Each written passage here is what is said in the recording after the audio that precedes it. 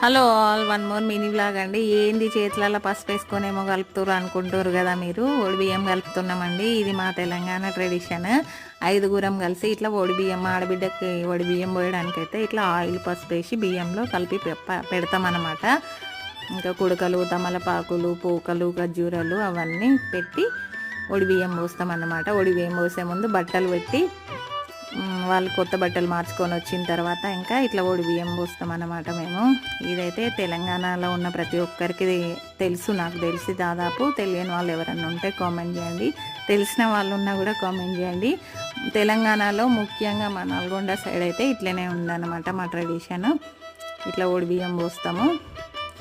తెలంగాణలో ఏంటంటే సమ్మర్ వచ్చిందంటే ఎల్లమ్మ పండుగలు, దుర్గమ్మ పండుగలు, ఇట్లా బొడ్రాయి పండుగలు అయితేనే ఉంటాయి. అట్లా అయినప్పుడు ఇంటి ఆడబిడ్డకి తల్లిగారోళ్ళు ఇట్లా ఒడి బియ్యం పోస్తారనమాట. పోసినాక ఇంట్లో దేవుడికి చూపించి అక్కడ